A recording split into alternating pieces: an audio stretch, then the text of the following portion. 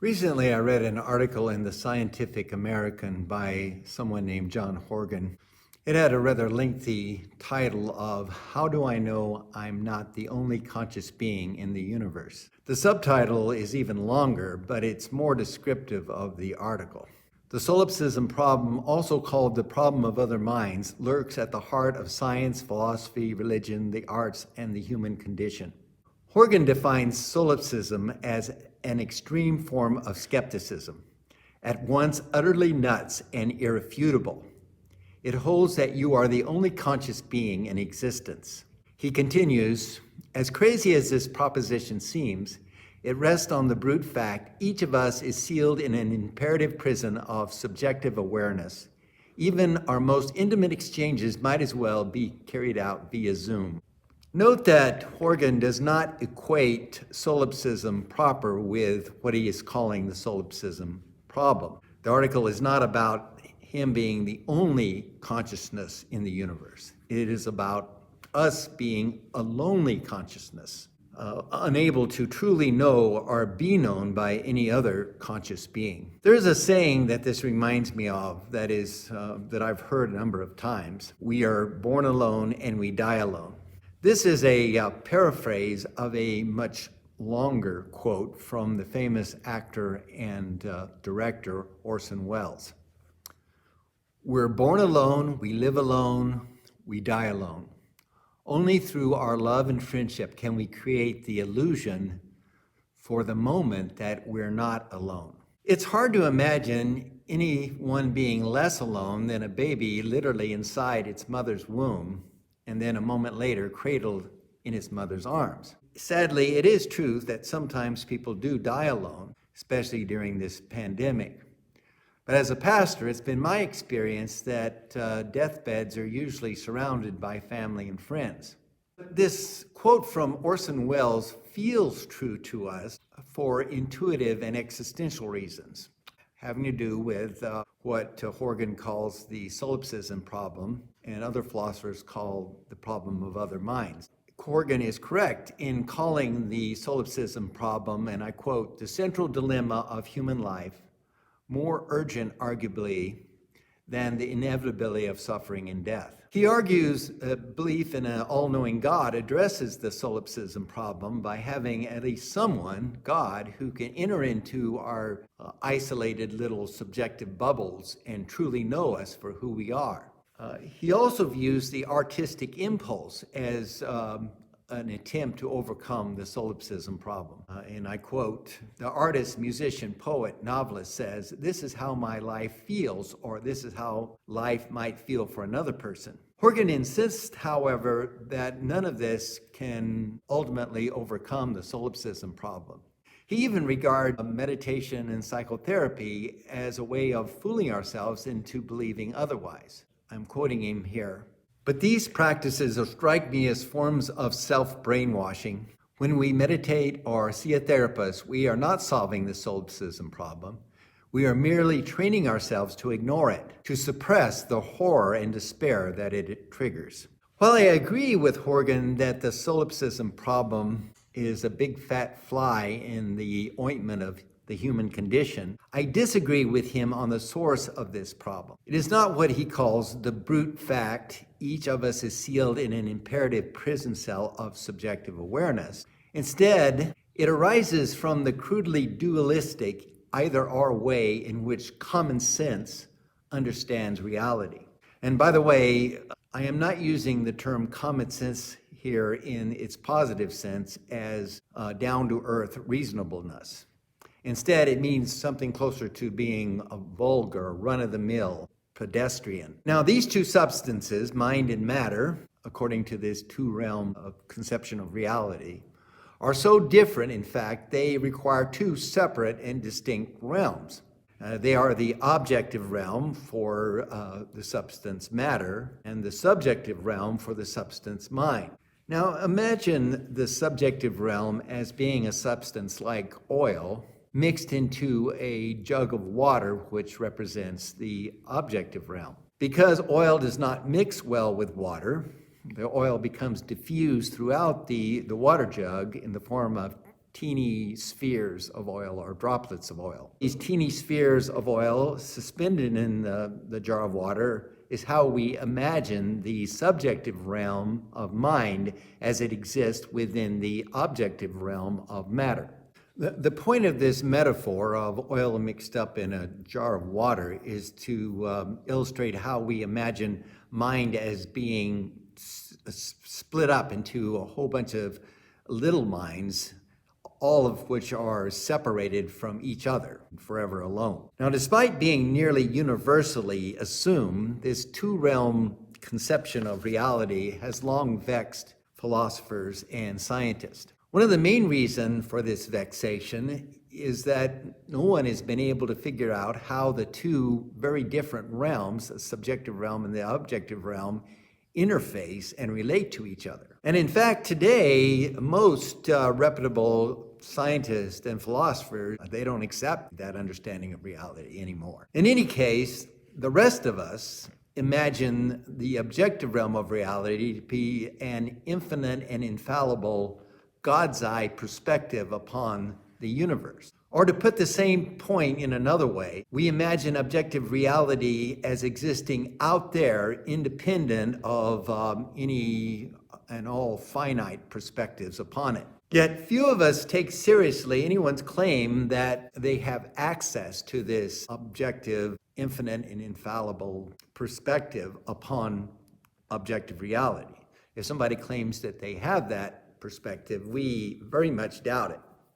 Somebody like the Pope, for example. So if that's the case, then why is it that we still talk about something being objectively real or true? Well, there's a couple reasons why we might believe that. One is that we have verified it with our own senses. For example, let's say a friend of yours tells you that he has a rhinoceros in his garage. You're going to be a little skeptical, right? But what if you go over to that garage and actually see that rhinoceros and maybe hear it and even smell it?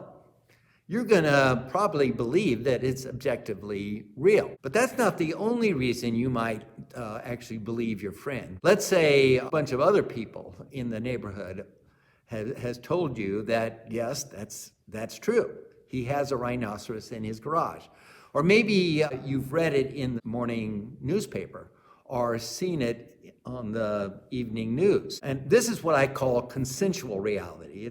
It's when a whole bunch of finite perspectives upon the universe, upon reality, agree and say, yes, this is true. It's important to understand that consensual reality is different from objective reality. Objective reality makes the claim of things exist out there independent of one or more finite perspectives. A consensual reality instead depends on these finite perspectives in order to verify itself.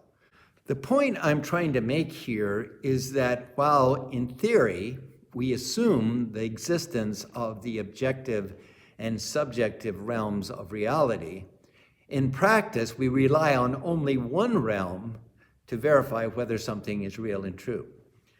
It's the realm of experience, whether our own first-hand experience or the second-hand experience of others, if enough people agree, what I call consensual reality.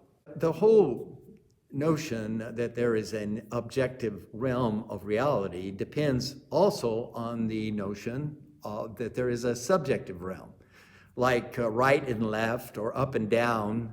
The concept of the objective realm and subjective realm depend upon each other. And so what I'm saying is if you throw out the concept of objective reality, you need to throw out the concept of subjective reality as well. Now, yes, there are different categories of experience. There's experience that's very private and very individual. And then there's experience that is very social and public. But here we're talking about not different kinds of reality, different realms of reality. We're talking about the degrees, different categories of experience. So it's a matter of degree rather than kind. two-realm concept of reality made up of the objective realm and subjective realm. It is something that almost all of us assume in theory, but in practice, we don't rely on it. We rely on only one realm, the realm of experience. So if we replace the two-realm concept of reality, we should replace it with the one-realm concept of reality, that reality is experience. Once we identify experience as being reality as opposed to being of reality, this solves the solipsism problem. It goes away. And other problems associated with the two-realm concept of reality, such as the problem of how the two interface with one another, they also go away. But if experience is reality, rather than being of reality, does this mean that the rock that a mile below us underground, or the star that exists beyond the event horizon of the universe do not exist because there's no one around to experience them? Well, ever since Sigmund Freud, the science of cognition has long recognized conscious awareness represents only a small fraction of the totality of experience. In fact, most experience lies so far below the threshold of conscious awareness that it barely qualifies as being even sentient. A subject experiences an object by being affected by it in some way. And here by subject, I only mean the perspective through which we view some causal relationship. An atom, for example, can experience another atom by exchanging an electron with it. This simple cause and effect relationship is what makes the object real from the perspective of that subject, that other atom. This simple cause and effect relationship is what makes an object real from the perspective of a particular subject. These experiences can have varying degrees of sentience. That is, by sentience, I mean the ability to feel. Most being so little as to hardly qualify as sentience, and a rare few distilled to such a degree as constituting conscious awareness.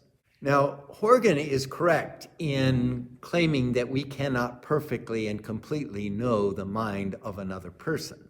But this is even true for our own minds. We can't know our own minds from a month ago completely and perfectly, or even from a minute ago.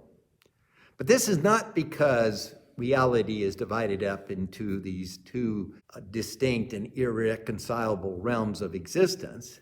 It's because we are finite creatures that can't know anything completely and perfectly. We still possess this remarkable ability to share our experiences with others and for them to share their experiences with us. Anyone who has had an aha moment while gazing at a great work of art or cries at a sad movie knows this to be the case. Horgan ends his essay with the following sentence: "Perhaps the best way to cope with the solipsism problem in this weird, lonely time is to imagine a world in which it has vanished." Well, we don't have to imagine it vanishing. It will vanish on its own if only we wake up to the fact that reality is not split up between two distinct and irreconcilable realms of existence. It consists of only one realm, that of experience. And to paraphrase the Apostle Paul, experience is that realm in which we live and move and have our being. Thank you, and may God bless.